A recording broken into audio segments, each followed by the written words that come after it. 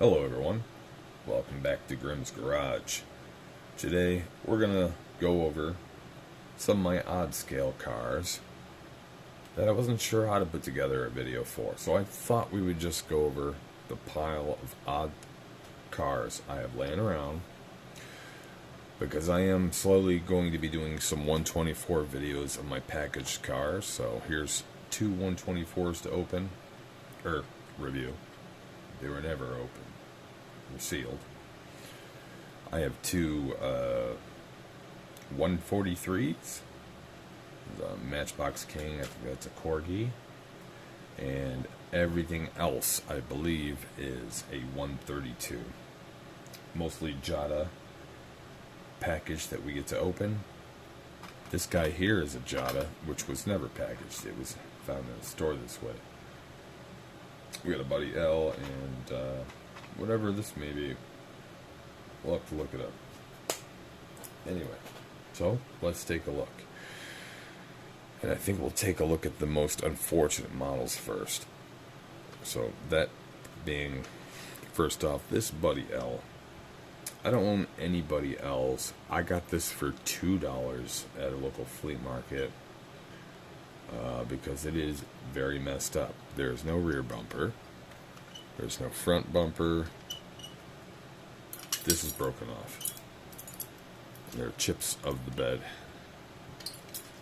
So it's pretty much a parts car, but I don't own anybody else. I thought it was very cute. It's kind of, I don't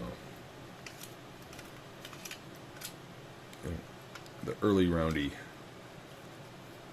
cabs, much like Volkswagens, but not necessarily Volkswagens. Ford and Dodge had some similar looking cab trucks. But either way, I was happy to have it for $2 to put in my collection, just as a representation of Buddy L. I thought it was pretty neat. And next we have this guy right here, which is a Corgi Toys Plymouth Sports Suburban, made in Great Britain. This one has all its wheels, and all the wheels seem to be in pretty decent condition. It's got a few major chips in it, but otherwise it's not too bad a condition. I'm very happy to have this in my collection. It is decored as a U.S. mail vehicle. Seems to be a secondary decal that's been fudged off there. I don't know all the details. I have looked this model up, and from what I can see, for sale history, not its actual manufacturer history, this was sold as other themes. Perhaps this U.S. mail one may be a little more rare. I don't know. Or uncommon. I got this at a local antique shop, not the same place or same time, but I don't recall the price, but it had to have been pretty cheap for me to grab it. But I'm very happy to have this. This guy here I got on eBay for about $5 plus maybe about $2 shipping. This being a Matchbox king size number K6 Mercedes-Benz ambulance, made in England by Lesney. And unfortunately, as you can see, it's missing one of the rubber tires. I'm not familiar with this whole line.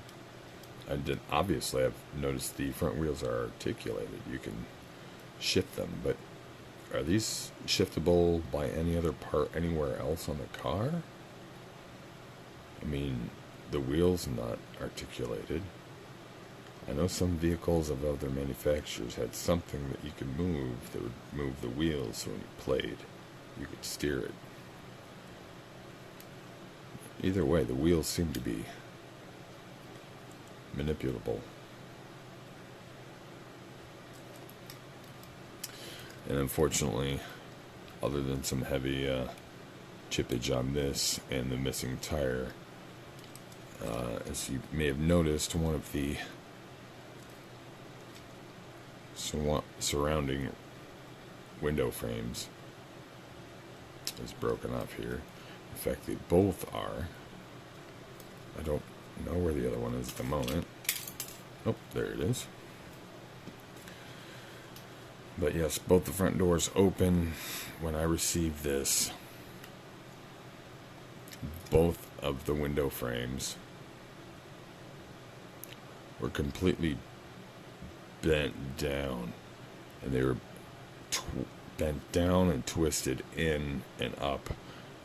They were both hanging on by a thread of paint. So literally when I went like this and touched it, they ping, and they fell right off both sides. Either way, I'm happy to have this at least. I'm a huge wagon fan. I had to have this, and I felt I got it at a decent price at least. If for nothing, perhaps it could be a parts donor for a better later model.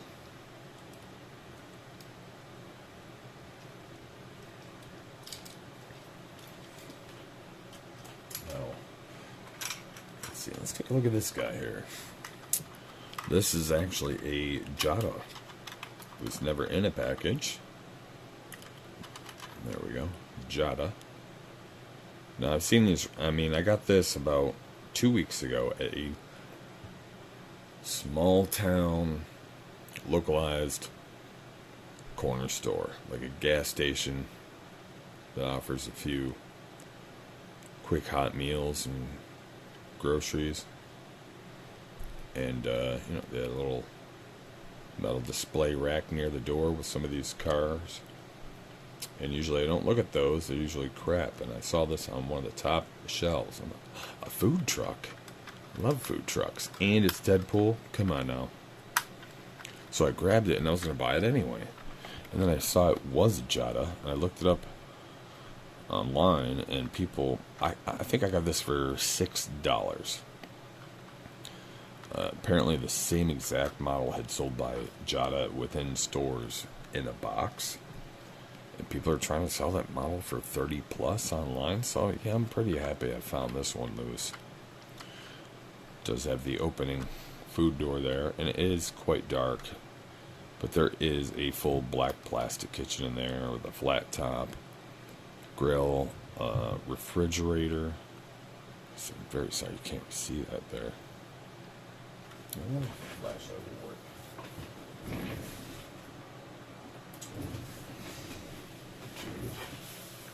I always assumed it would mess up the filming here. That might help, yeah.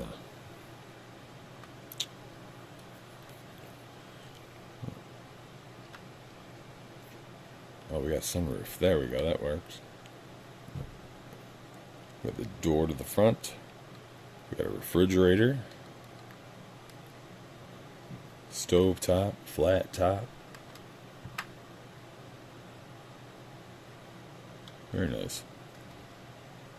I was very happy to find this for $6. And it is pullback. Hence, you can pull it back and it winds. Excuse the noise, I got my tools by my side for my depackaging. Speaking of pullbacks, here's one more I have that happens to be a pullback of the same scale. This I got at a flea market in Buffalo, New York. It's got two opening doors. If I can get this one. There we go. That one's always a little tricky. It's got the rear door, individual side door. What is this? This one is labeled KinSmart.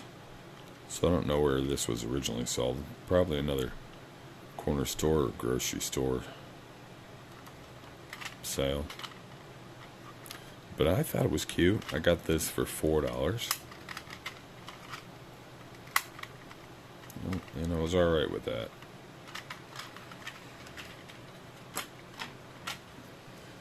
This one I got about 2 weeks ago. This one is quite hefty. I think I paid about $14 for this. And I hadn't expect to see or buy this. I found it at a local Rite Aid, which, if you're not familiar with a Rite Aid, in my area of the United States at least, it's a chain of commercialized pharmacies.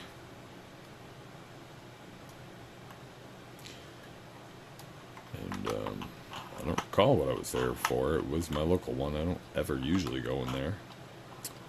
But of course I'm going to go see if there's any Diecast, since I had to be there. And this was there. I'm quite tantalized by it. I like the unusual fire, police, rescue vehicles.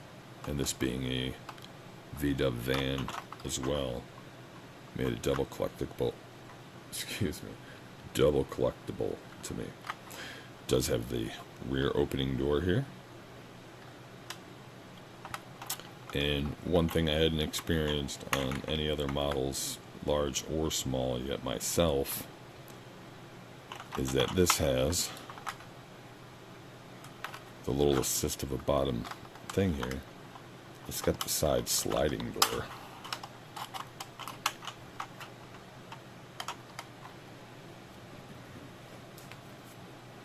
Grab the light here.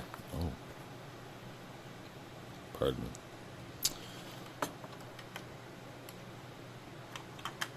It was just standard seating in this one. I don't know if this flashlight's helping at all. But just standard seating. You'd think it would be something different, it being marked as an emergency vehicle, but no. But either way, I'm happy to have this. I really enjoy that sliding glass door on the side here.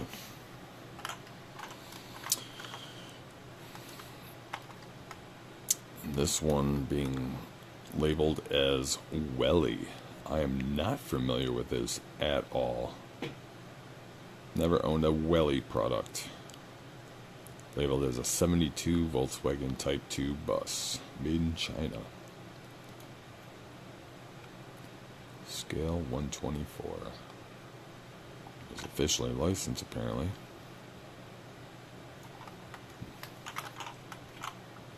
But yeah, very nice. I really do enjoy having this. And the last of the 124s, and the last of the open models. This I got about 3 months ago at a local antique co-op. And honestly, to me, this was a consolation prize. I didn't find much I wanted that day specifically to me. So I spent what I intended to spend on that day on other oddball stuff and some things for my wife and my daughter. One of my daughters that went along with us. I did see another, I believe, 124 scale wagon. I don't recall the model. It was shorter, a lot longer and sharper. Very like 40s maybe. But anyway, they wanted more than I was willing to pay, and at the time I'd already spent more than I could afford it for that model, because it blew my load of my family. Anyway, this is a consolation prize. I saw this at last second, cashing out. Actually, we had already cashed out. My wife went back to pick something up that was large. She had decided to leave near the register. They kept it behind the register. I went back to retrieve it. By the way, it was a large tin vintage dollhouse. Anyway, when I went back behind the counter to retrieve it for her, I saw this laying on a shelf, which was otherwise kind of out of view, and had a $10 sticker on it. I picked it up. $10, yes, I'll take this. I wanted something to be happy about. Although I like the fact that it was a Chevy wagon. Otherwise, I didn't like the colors. I hate gold. I'm not a fan of True Value or anything. I just like the model. And then at first I was like, I never saw this. I first saw this. There's a little plastic door on the bottom. Now this seems complete other than the packaging. The only thing that seemed like it was missing is a little clip here. I didn't understand what that was at first. And then I saw this door. Oh, well, why would that open? I opened it up, it's just a chamber. I realized there's a slot, so this is also doubles as a coin bank. So I thought that was kind of nifty. So I assumed the piece that went on this clip was probably a little plastic screw tool for the release door, but any flathead works. It says limited edition, 1955 body design used under license of Chevy. And up here, who makes this? It says Liberty Classics. Libertyville, Illinois, USA. 55 Chevy made in China. Either way, it's put together with screws like a large M2 model. And I've come to notice that this comes to part in way more pieces than even an M2 model comes apart. Every gold piece is a slotted in piece of plastic. The green is metal. The top black and yellow piece is a separate piece of metal. The windshield is a separate piece of plastic. The wheels themselves are like 4 individual pieces of plastic. This may be my first custom. I'm going to tear this apart, repaint it as my channel's mascot, do some decor on here. Any ideas or feedback, please let me know. But yes, that's what this will be. It'll take me a long time. I don't have time. I barely have time to do these videos. I got a half hour at about 4 in the morning. That's when I do these videos, so I have back orders from my custom guitar pedals. And we're back on bills. I do everything I can to make $1 or $2 for my family, so this will be a long time project based on time constraint. But this will be eventually, one day, my new channel's mascot. Now, let's get on to some new openings. We have 4 Jada 132 models, 3 of which being 1980 Blazers. I love Chevy, I like Blazers. 1980 is my birth year. Why do I have 3? I mean, and I don't usually do this odd scale. I was like, oh, there's a Chevy Blazer and it's my year? I want 1. And initially I found this one. I'm like, yeah, silver. Silver's fine. That's great. That'll be my birth year Blazer.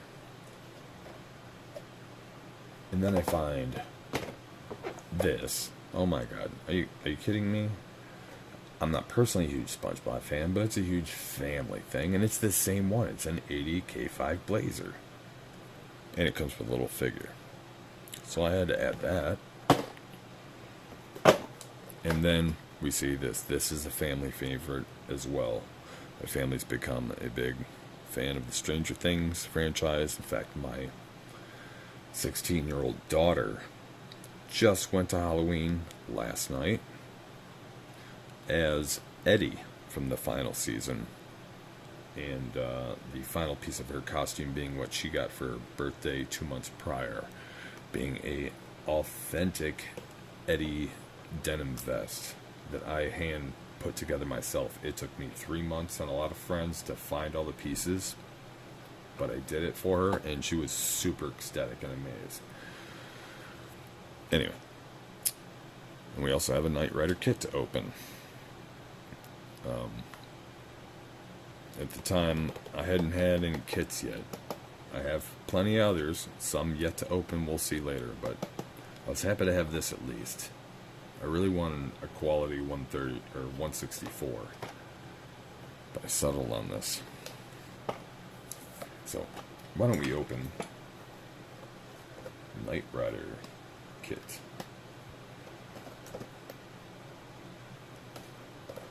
By the way, any feedback down below on the choice of name for this series? I don't know if the series totally matches this specific video, but I base my video on Tyrone's videos of building the ultimate Matchbox collection. He has a series he calls Heat Seekers, which basically he's digging through his collection and he'll open a large lot of the same type of vehicle. So they're not like recent pickups or anything, and he chose to call those Heat Seekers. At first, not knowing what that was, I thought it was maybe he was doing a challenge against another local YouTuber or such, but no, I later realized it's just he's got many backup or backlog of packaged collections that he would like to open. And if he see, oh, I want to open some Mustangs, so he'll have a Heat Seeker of Mustang, and he will open all Mustangs. So if you're interested in specific models, you might want to look up Heat Seeker Diecast. You might have something just for you on that.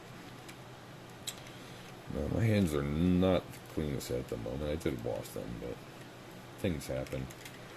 But otherwise, this model did seem like it came out of the package with quite a bit of fingerprints on it. But I do have to say, it feels a lot happier in my hands than it looked in the package. It looked pretty drab and no thrills. And to be honest, it's not that amazing, but it does feel better than it looked in the box. Let's see, 132. 82 Firebird, we know that if you're a fan of kit. 2021 Universal. Date on that. Jada Toys.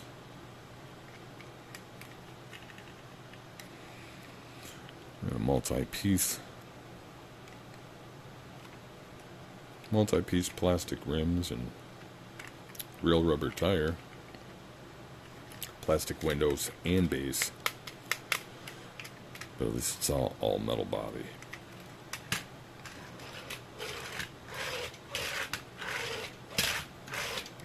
I guess it does really roll well. No bumps. And it goes very straight. Guess I'm very happy to have that. What I call my Hollywood collection.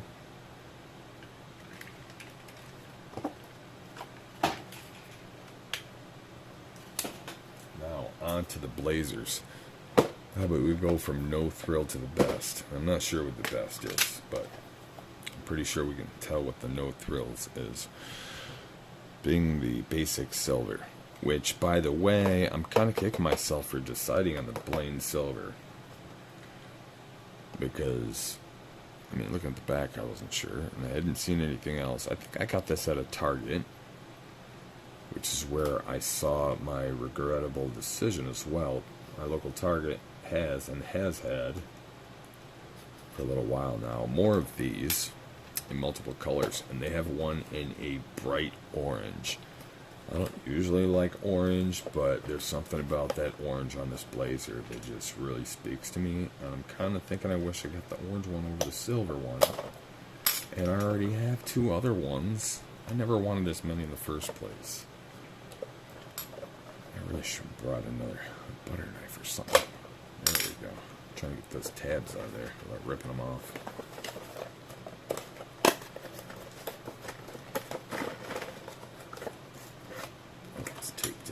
Side. I always forget that.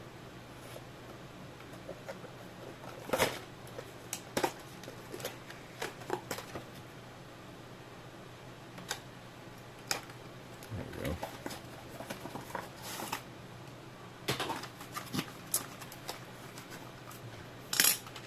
I'm not open these. So I assume none of the tops come off. Like a Bronco. If they do, probably just a cheap design flaw.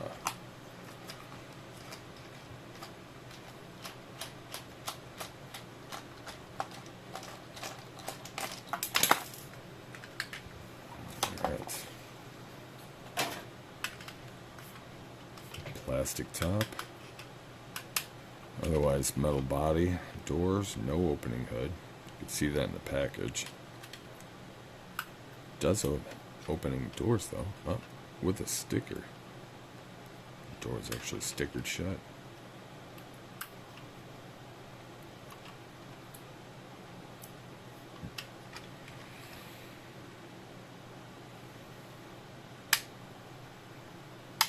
Those actually open and snap shut very nicely, very smoothly. It's actually designed very well. A lot of them are not. It's very small and minute, but the Blazer logo is there and very well. Tires are decent. Rims are dark and no thrills, but they're detailed and pretty decent if they had some color to them. This individual tire itself looks like it could have used a little bit of trim work. Nothing you can't fix up yourself. Individual plastic tail lights. Yeah, that's glued on there pretty good. You can see the interior of this a little better.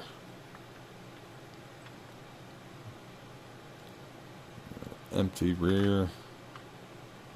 Standard interior. Nothing very special here.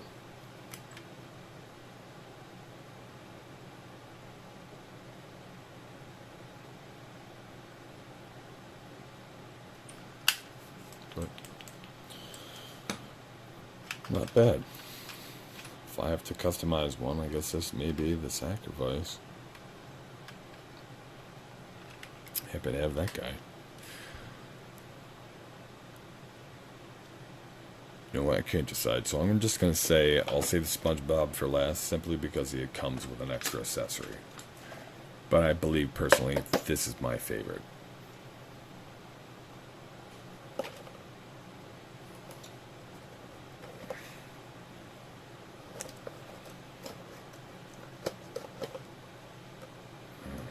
What's that? That's new.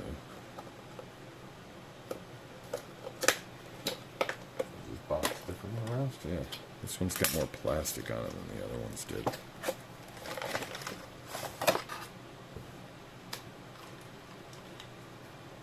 Also wasn't taped down to the box like the other ones.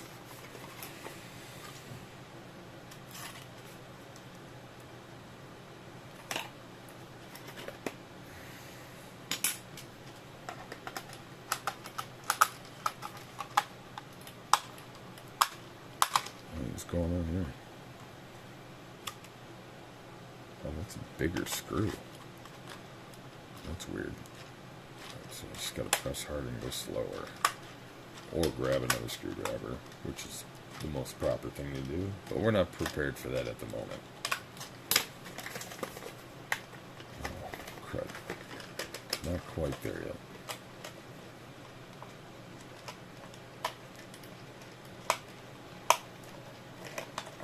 There we go.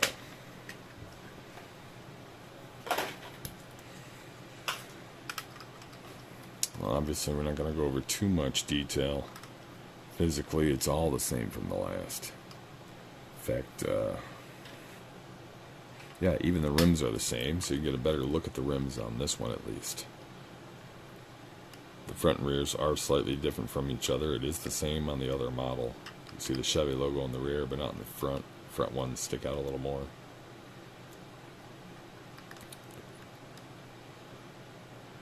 Of course, this one being a police department, it's got more detail on it. The license plate does say Stranger Things. There we go. Whoa, is this one rolled up? Oh yeah, that's just a sticker that's coming off. Alright, we'll have to make sure that thing stays on there. There's one more on the front. Other than the different paint details, physically it's the same model with a glued on light bar. But I think having all these in a row is going to look pretty damn nice. Because I already have so many, not that I wanted them all in the first place, Maybe eventually picking up the orange one won't be such a bad idea since it'll look sweet along with all the others. We all know how this disease goes. So last but not least, what time is it, kids? I can't hear you. It is K5 Blazer time.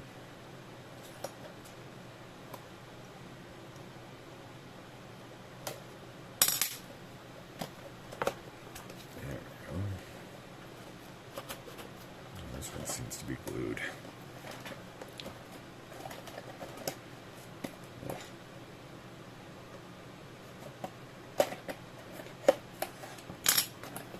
Or not glued, but taped.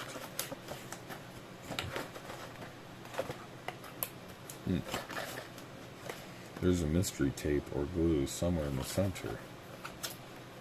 Oh.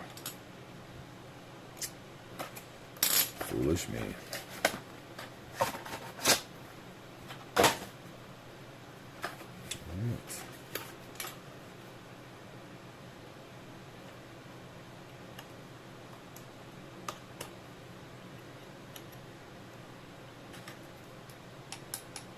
He is die-cast. As most of them are. They do advertise them as being die-cast on the packages most of the times. Although I have noticed on one of them that I've opened so far, and I assume on some based on the looks, that they're not always 100% die-cast. My Frankenstein that came with a Chevy vehicle, he was 100% die-cast. He had plastic arms glued onto an otherwise die-cast body.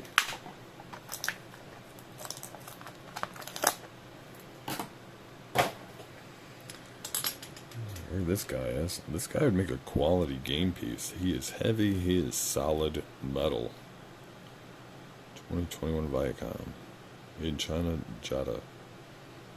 Or Jada. I like to say Jada. Tomato.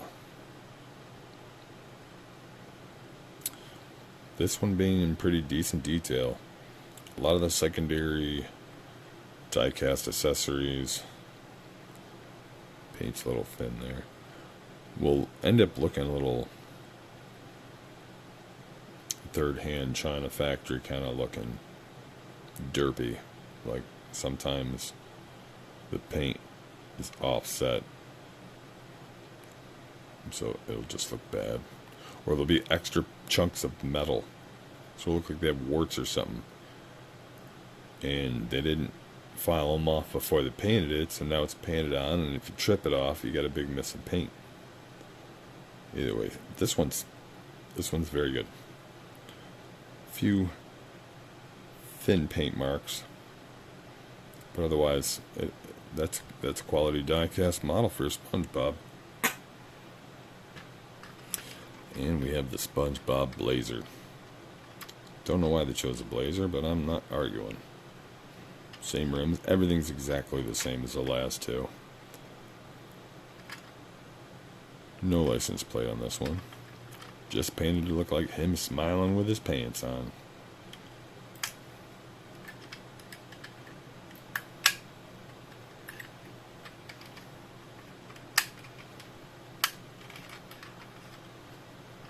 And with that, I guess we'll go on down to Bikini Bottom. By the way, something I recall, I think I overheard about a year ago, something about World War II. Fun little fact. There was an island named Bikini Island, before the name bikini for the bathing suit ever existed.